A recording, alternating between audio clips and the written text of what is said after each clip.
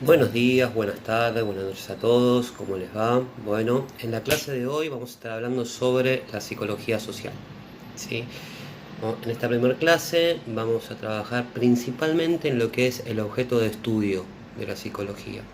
Como así también vamos a trabajar un poquito sobre las diferentes corrientes, ¿sí?, que le incluyen, digamos. Antes de empezar, no me gusta. Buenas a todos, ¿cómo les va?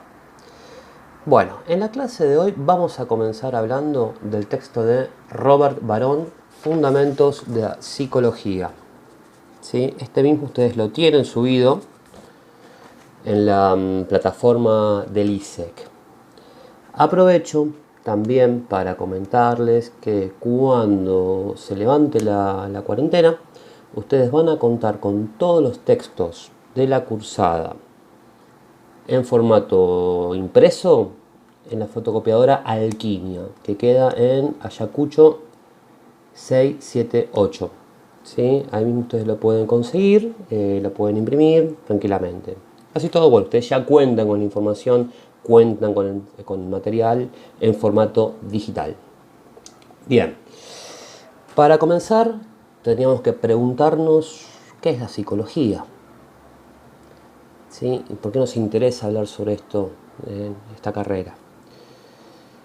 La psicología, vamos a encontrar, chicos, que es la ciencia que estudia la conducta humana. Si hay algo que todos los psicólogos en diferentes ramas de la psicología se han puesto de acuerdo, es en esto, ¿sí? Que el objeto de estudio de la psicología es la conducta humana. Después, de ahí a cómo se encara esa conducta humana, de qué manera, desde qué lugar, bueno, va a depender según qué tipo de corriente dentro de la psicología, cómo se la va a estudiar, de qué manera. ¿Sí? Por ejemplo, desde el psicoanálisis se va a hacer mucho hincapié en los aspectos inconscientes de la conducta humana. ¿Sí? En cambio, si hablamos de lo cognitivo-conductual, que es otra corriente, ¿sí?, se va a pensar más en el ambiente y cómo influye el ambiente, ¿sí?, en la conducta humana. ¿Sí? La conducta es algo que puede ser aprendido y desaprendido. ¿Sí? Es muy complejo poder dar una única definición de lo que es la psicología. Por eso mismo que el texto que elegí para que podamos hacer una introducción es el de Robert Barón, ¿sí? Fundamentos de la psicología, creo que ya lo mostré, lo vuelvo a mostrar. ¿Sí? Van a encontrar que este autor da una definición que a mi parecer es bastante general, es bastante amplia y que permite de alguna manera poder incluir diferentes aspectos, ¿sí?, que influyen, ¿sí?, se ponen en juego a la hora de hablar de psicología. ¿Sí? Voy a cambiar un segundo la cámara hacia la otra posición, a ver si ahí lo vemos. Para Robert Barón, ¿sí?, la psicología va a estudiar las conductas observables. ¿Sí? Cuando hablamos de conductas observables es justamente todo aquello que se puede ver. Por ejemplo, estamos estudiando una persona, viendo el caso de una persona, ¿sí?, que para poder salir de su casa necesita apagar 20, 30 veces la luz para quedarse tranquilo. Eso es una conducta observable. ¿Sí? Es algo que desde la psicología se va a poder trabajar. Como así también otras manifestaciones, como ser las manifestaciones ante el miedo, ¿sí?, ante la ansiedad y demás. También la psicología va a estudiar los procesos cognitivos, o sea, chicos, chiques, los procesos de formación, ¿sí?, del pensamiento. ¿Sí? De qué manera pensamos, de qué manera aprendemos. También va a tomar en cuenta los procesos fisiológicos. Cuando hablamos de fisiología, estamos hablando de los procesos de funcionamiento. No podemos obviar, ¿sí?, que todo lo que ocurre a nivel psicológico tiene su repercusión a nivel biológico. ¿Sí? Hay una serie de respuestas biológicas que se ponen en marcha. Nuevamente, pongo por ejemplo el miedo.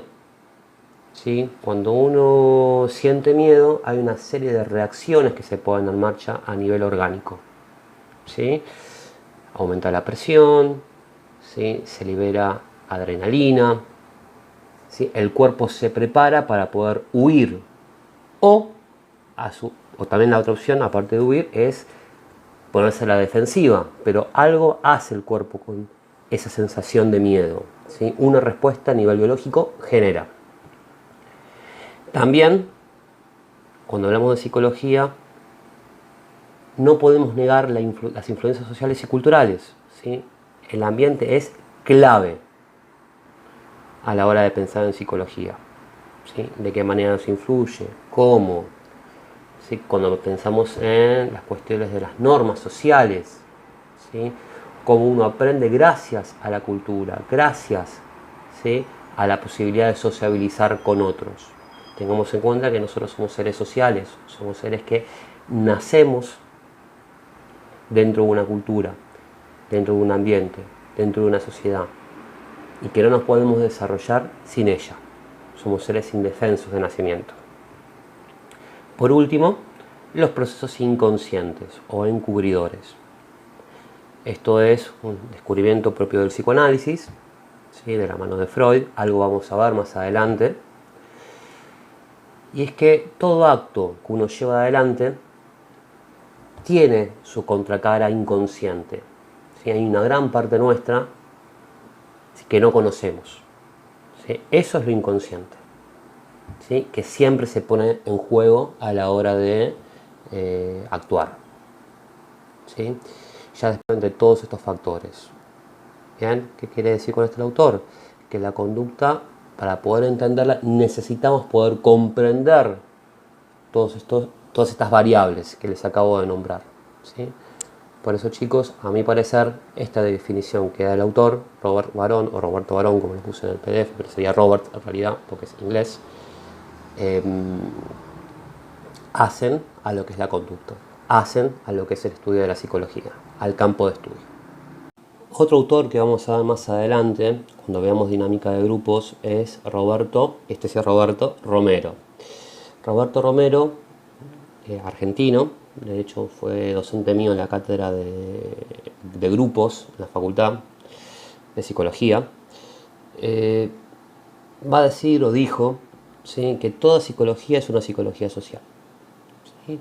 Que todo lo que el psicoanálisis ha indagado a lo largo de su existencia, acá puntualmente hablando del psicoanálisis, es sobre los vínculos, ¿sí? Y que los vínculos como tal tienen derecho a ser denominados como fenómenos sociales. ¿Bien? O sea, todo lo que ocurre, ¿sí? En el campo de la psicología es social, de alguna manera, ¿sí? Como lo dije hace un ratito, no podemos pensar en un ser humano por fuera del ambiente, ¿sí? Por fuera de lo social. Lo social nos protege y a su vez también nos exige algo a cambio, ¿sí? Y es pertenecer. Barón, en su texto, va a realizar un recorrido histórico sobre el origen de la psicología, ¿sí? Va a aprender diferentes momentos de la psicología, ¿sí? En el cual van a tener que va a ser un punteo principalmente de 3 momentos, que son los siguientes. En el texto van a ver que principalmente va a hacer foco en 3 momentos o 3 hechos históricos importantes dentro del campo de la psicología. Primero, la creación del laboratorio psicológico experimental de la mano de William Wundt, ¿sí? Segundo, William James, ¿sí? Y el funcionalismo. Y por último, Watson, ¿sí? Que se lo consideró como padre del conductismo. En relación a William Wundt, ¿sí? se lo considera como exponente del estructuralismo. ¿Bien? Él intentó realizar un estudio de la conciencia, de la experiencia consciente, mediante la introspección. Este es el método de estudio. William Wundt lo que intentó fue llevar el método de la ciencia positivista al campo de la psicología. ¿Bien? ¿De qué manera, chicos? Bueno, él creaba una serie de experimentos a través de los cuales obtenía datos y con esos datos, ¿sí? Corroboraba ciertas hipótesis. ¿sí? Y con esas hipótesis lo que se lograba, o con lo que, digamos, lo que se plantea del método positivista, es que uno se acerca más a la verdad, ¿sí? Pudiendo fundamentar teoría. Supongamos que hay una persona que se quiere medir el miedo social ante una situación de robo, ¿sí? Bueno, lo que va a hacer acá, en este caso Wundt, es crear un cuestionario en donde se presentan ciertas situaciones que pueden generar miedo relacionado con el robo. Y se le aplica a diferentes personas, ¿sí? Y se cuantifica, supongamos. Se le pregunta, bueno, supongamos que vas por la calle y te cruzas con X persona e intenta robarte. De la escala del 1 al 10, ¿cuánto miedo te genera esa situación? Este cuestionario, el psicólogo lo que hace es tomárselo a diferentes personas, ¿sí? Para ver, ¿sí?, cómo reaccionarían ante dichas situaciones. Y con esos resultados, ¿sí?, lo que se hace es fundamentar la hipótesis, crear teorías. ¿Bien? Esto, bueno, igual fue un primer acercamiento a lo que fue el método científico dentro del campo de la psicología. Después, cuando vayan al texto, esto van a ver que va a estar más detallado. Después tenemos a William James, funcionalista, que es lo que le interesó más que obtener datos, ¿sí?, cuantificables, duros, fue poder entender cómo funciona la mente, de qué manera y por qué. Por eso se lo considera como funcionalista. Cómo se piensa, cómo se siente, cómo se conforman los hábitos, ¿sí?, de qué manera uno aprende. ¿Sí? Entonces todos los estudios de James, de William James, fueron por ese rumbo. Y por último tenemos a Watson, que es el padre del conductismo, que, como bien dice acá, es una psicología centrada en las conductas observables y científicamente medibles. Acá vamos a ver que Watson lo que va a plantear es que toda conducta es socialmente aprendida, ¿sí? Y así como se aprende, se puede desaprender. ¿Bien? Vamos a ver que desde el conductismo se le va a dar mucha importancia al ambiente y a su influencia. ¿Sí? Alumnos, algo sí que aclaro, importante, que todo este marco inicial que está haciendo Barón, histórico, no se los voy a tomar en un examen, pero sí me parece interesante que lo tengan y que lo puedan leer en el texto. Inclusive van a ver que el texto va mucho más allá, ¿sí? Sí, lo que me va a parecer interesante que puedan comprender es lo que vamos a ver ahora, y es lo siguiente. La raíz dual. ¿Sí? Esto de hecho es una de las preguntas de la guía. Van a ver que Robert Barón va a ubicar, ¿sí?, un origen doble en la psicología, ¿sí? Uno por el lado de la filosofía y otro por el lado de las ciencias naturales. Del lado de la filosofía, lo que va a comentar Barón es que gracias a la filosofía, o madre de todas las ciencias también llamada, uno se puede hacer una idea de qué manera uno adquiere conocimiento, ¿sí? De hecho, dentro de lo que es la filosofía, podemos ver dos formas. Uno es el racionalismo y el otro es el empirismo. Esto lo van a encontrar en el texto. El racionalismo, que se plantea que uno accede al conocimiento mediante la razón, pudiendo pensar el hecho, pudiéndolo hacer consciente de alguna manera, ¿sí?, pensando sobre eso. Y en relación al empirismo, que es la otra forma de adquirir conocimiento, es mediante la evidencia, ¿sí? Entonces, hay dos formas, una mediante la razón y otra mediante la experiencia, la evidencia. Racionalismo, empirismo. Por otro lado, tenemos las ciencias naturales. En relación con las ciencias naturales, lo que vamos a ver es, o se va a obtener, ¿sí?, todo lo que es información, conocimiento sobre la manera que funciona el organismo, ¿sí? ¿Qué es lo que se pone en marcha en el sistema nervioso? Los sentidos, ¿sí?, la comprensión, la atención. Entonces tenemos dos aspectos. Un aspecto más más psíquico, podríamos hablar de alguna manera, que viene de la mano de la filosofía, ¿sí?, sobre cómo se crea conocimiento, de qué manera, y un aspecto más biologicista que viene de la mano de las ciencias naturales. Ambos, en su conjunción, van a dar lugar a la psicología moderna. ¿sí? Que es la idea de aplicar los métodos de la ciencia al estudio de la conducta humana, ¿sí? O sea, es poder pensar de qué manera uno construye conocimientos, de qué manera uno entiende, de qué manera uno es consciente, de qué manera uno se comporta como lo hace, ¿sí? Entendiendo todo, ¿sí? Entendiendo digamos, lo que es propio de la filosofía, o sea, la manera en la cual construimos conocimiento, y entendiendo los factores biológicos que se ponen en marcha, ¿sí? Nuevamente tenemos acá lo psíquico y lo somático, ¿sí? Lo psíquico y lo somático, que sería lo corpóreo, lo biológico. Para finalizar, otra cuestión que me parece importante que quede sobre el texto de Robert Barón es cómo él identifica las diferentes perspectivas y campos de aplicación, ¿sí? De la psicología. Las perspectivas son las diferentes corrientes. Ya un par recién se las nombré, por ejemplo la conductual, ¿sí? Es la corriente que viene más de la mano de Watson y que tiene que ver sobre cómo uno se comporta, de qué manera, cómo fue adquirido ese comportamiento, la influencia social por sobre ese comportamiento. Después está la perspectiva cognitiva, que tiene que ver con la formación del pensamiento, ¿sí? Cómo pensamos, de qué manera y demás. Tenemos la perspectiva psicodinámica, que tiene que ver con el psicoanálisis, tiene que ver con los contenidos inconscientes, encubridores, ¿sí? Freud fuertemente, algo de esto vamos a ver más adelante cuando veamos todo lo que tiene que ver con formación de la personalidad. Está la perspectiva humanista, ¿sí? Que la perspectiva humanista se la suele considerar como una perspectiva mucho más holística, más general, ¿sí? Que toma en cuenta diferentes factores, aspectos. Quizás acá estaría bueno, para que quede un poquito más claro qué es lo que dice el texto. La perspectiva humanista dice: perspectiva de la psicología moderna que sugiere que los seres humanos tienen libre voluntad y no están simplemente bajo el control de varios factores internos y externos.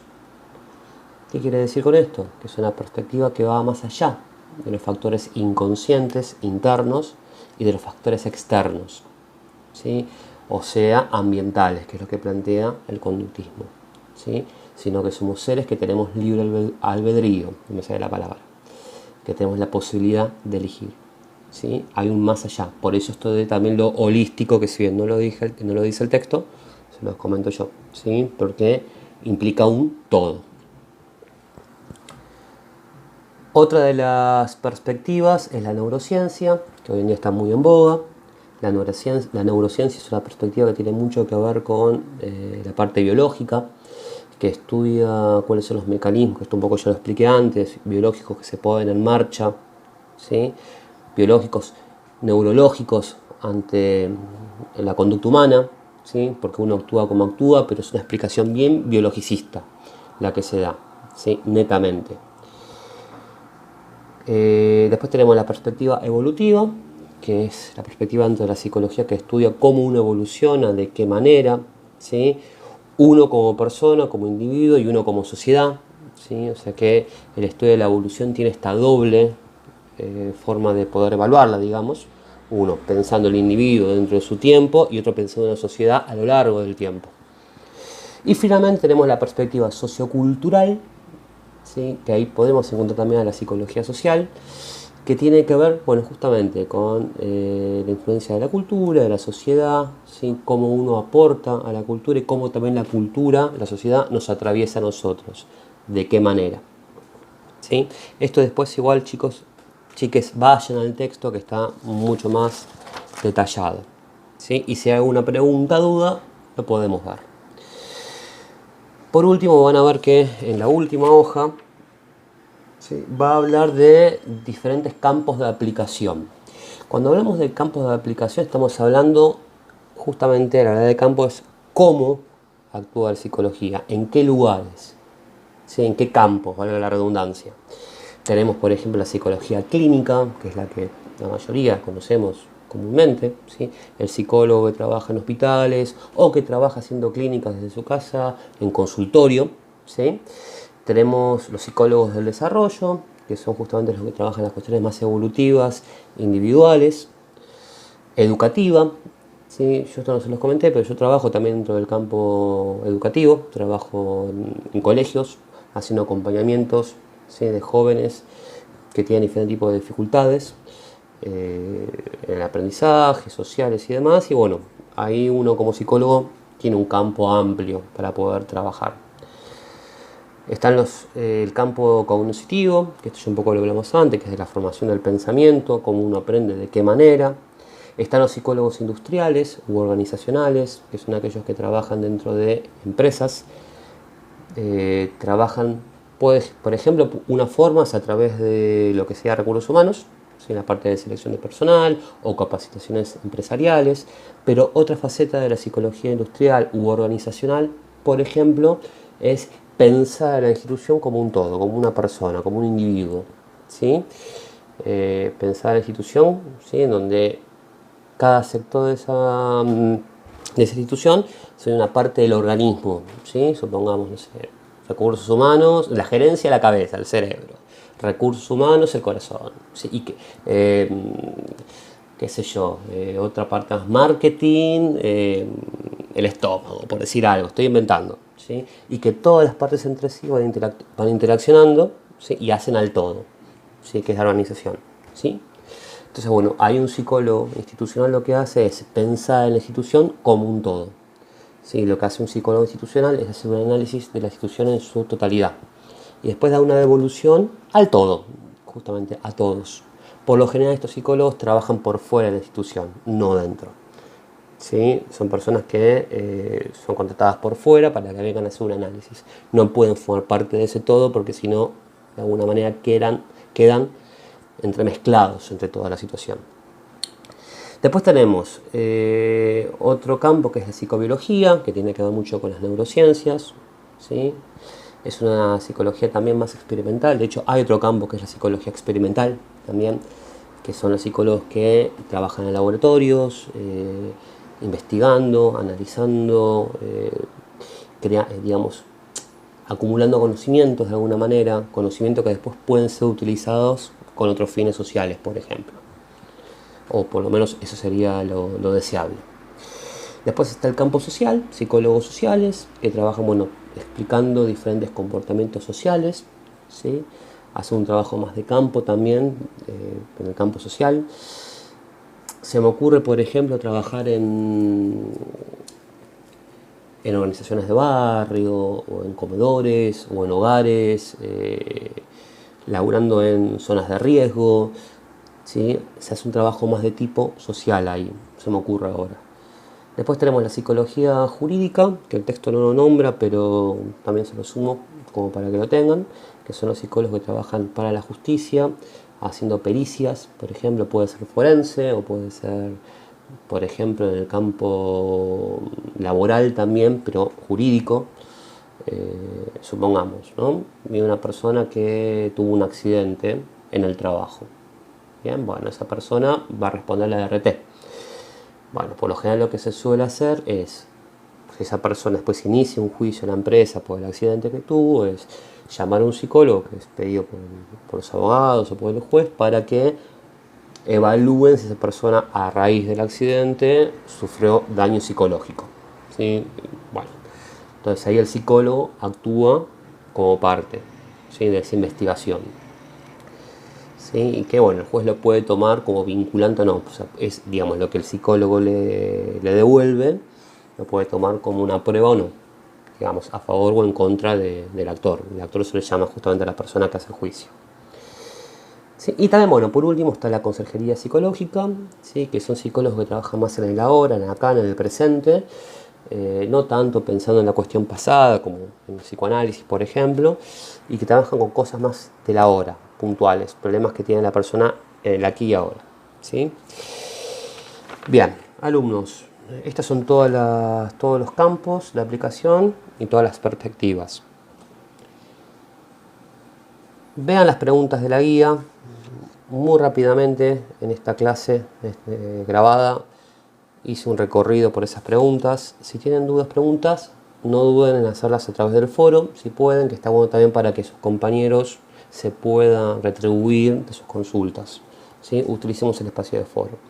También, si tienen alguna cuestión personal que la quieran hacer por mensaje privado, a través del portal, no hay inconveniente, pero tratemos en la medida de lo posible de utilizar el foro, ¿sí? Bueno, nos estamos viendo en la próxima clase. Saludos.